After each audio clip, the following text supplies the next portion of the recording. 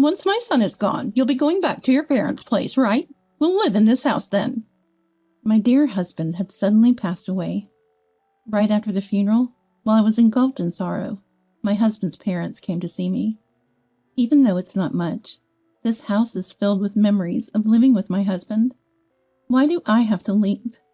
But mother-in-law, without a moment's pause to let me wipe my eyes, bluntly said that. My name is Susan. I'm an administrative worker at a real estate agency. My meeting with my dear husband, David, was facilitated by the real estate agency where I work. David was the brother of my male colleague, Michael, and they were very close. Since their workplaces were near, David often visited. As I worked in the same administrative role, I grew close to Michael, who would later become my brother-in-law. This connection led to Michael introducing me to David. Gradually, David and Michael started inviting me for lunch, and we began spending more time together.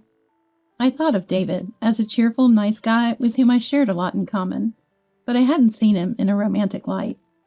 I assumed he felt the same, until one day when everything changed. We were supposed to meet at a restaurant Michael had reserved, but he had a sudden emergency and couldn't make it. It seemed wasteful to cancel the reservation, so for the first time, it was just the two of us. I later found out that this was arranged by the brothers, with Michael conspiring to give David and me some alone time. The food was delicious, and our conversation flowed. We quickly became close, discussing our backgrounds and values. The more I learned about David's inner self, the more I was drawn to his warm smile. This day marked a turning point in our relationship. It didn't take long for us to get married. I have Michael to thank for making this happen. In that sense, and in future events, I can't thank Michael enough. Then came the day of the family meeting with my in-laws. Feeling anxious, I was met by my in-laws with great warmth and kindness. Their caring and considerate conversation eased my nerves. I'm so glad you could come. We've been looking forward to meeting you, Susan. I've cooked a lot, hoping today would be a special day. Mother-in-law Emily said, taking great care of me. My in-laws, like their eldest son David, were independent and very approachable. I was relieved and grateful for the enjoyable time at my in-laws. Our interactions continued, and they always supported our happiness, never imposing their views on marriage or children. Eventually, the topic of living together at the in-laws came up, but we had plans to build our own home. In fact, my grandfather left a house for me. My in-laws listened intently and nodded. My grandfather cherished me as his only granddaughter, and he left me a beautifully renovated house and land. He seemed to wait for the inheritance process to complete before passing away. The property was nearby and had increased in value due to redevelopment. But as someone experienced in real estate, I knew it was more beneficial to sell it to fund our dream home. Grateful for my grandfather's love, we were already considering selling it, as he had said the house was mine to live in or sell. After marriage, we moved there. However, it was far from work, and despite its good location, it wasn't practical to continue living there. As we planned to sell it, a significant change came into our lives. David, working in sales, was ordered to transfer. His company had branches nationwide, and he was the only suitable candidate. It was an official order, and he couldn't refuse. I'll come home every long weekend, and my parents are planning to visit. Could you take them out? It's okay if you don't overexert yourself. Father-in-law Brian and Emily are very nice. I don't mind going out with them, but it looks like we'll have to postpone selling the house. With my job to consider, David's assignment to work alone was decided.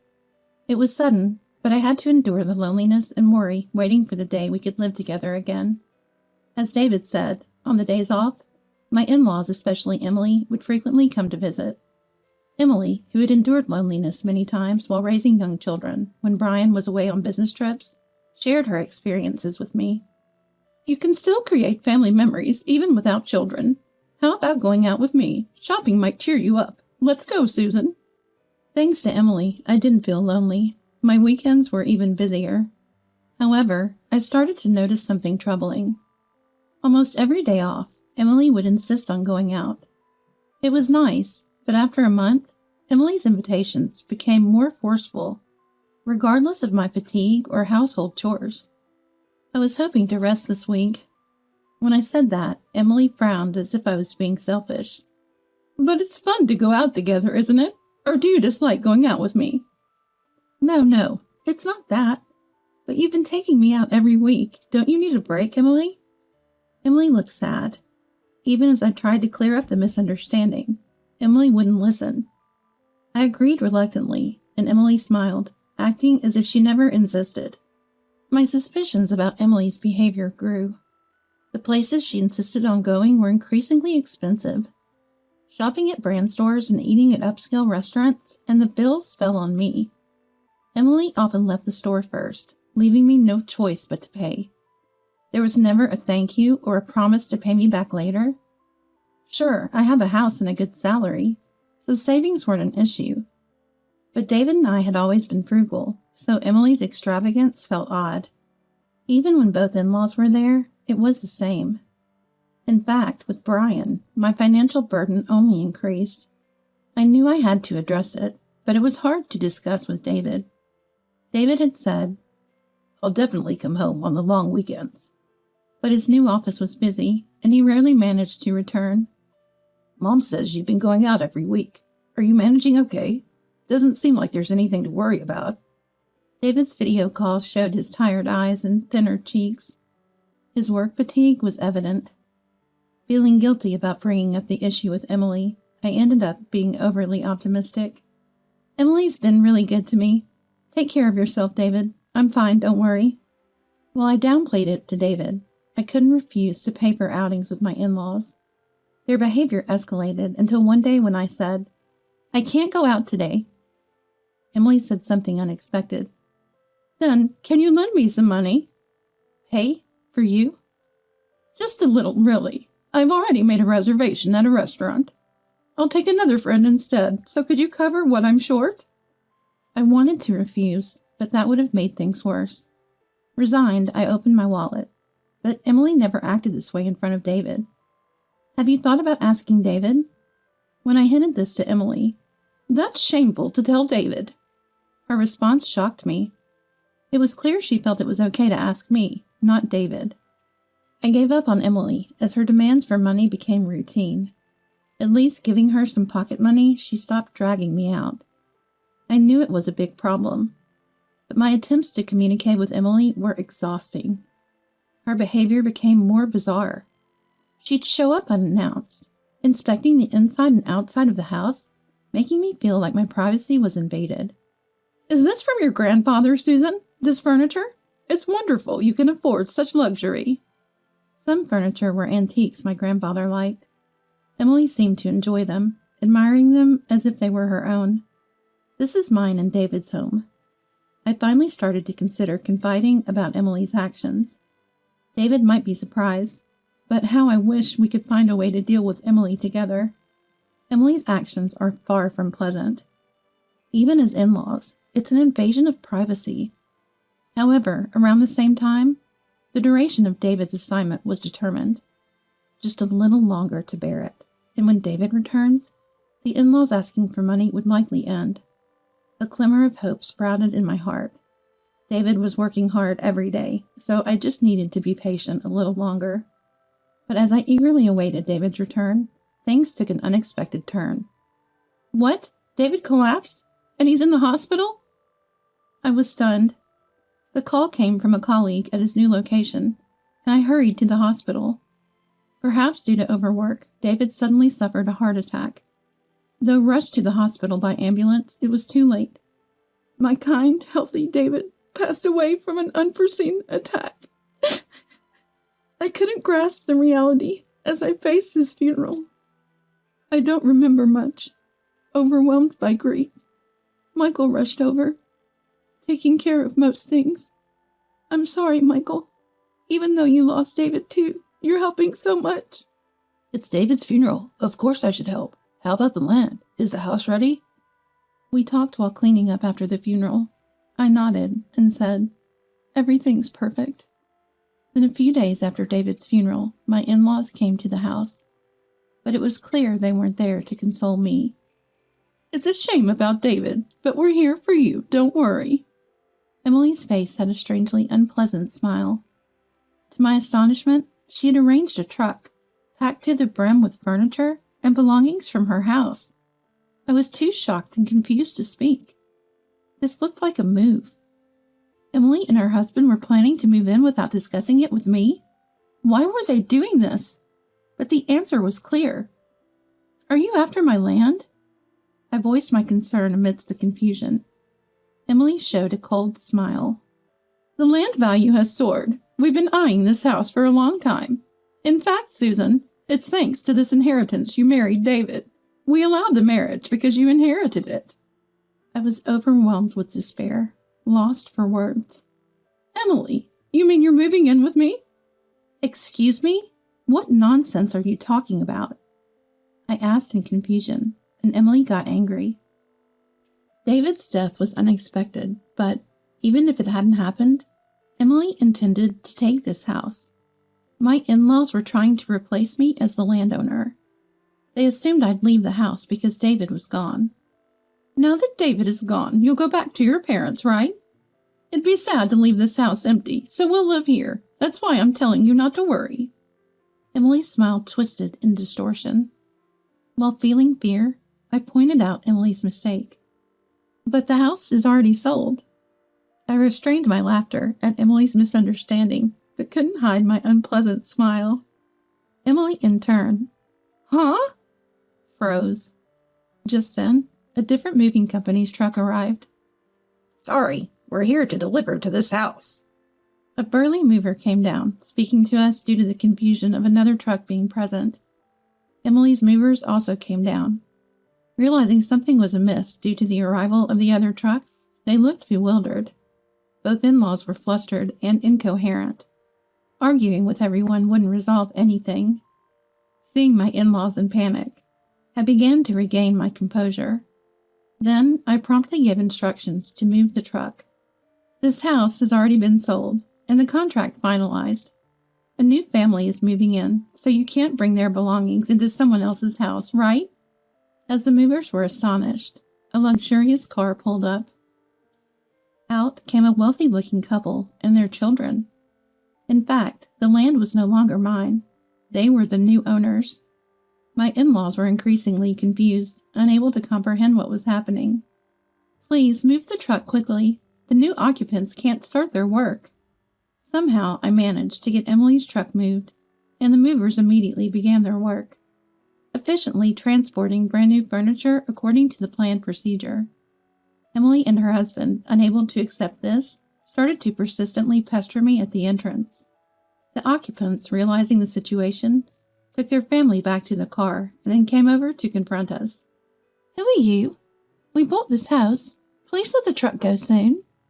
I hadn't expected my in-laws to visit, so I apologized repeatedly to reassure the new owners.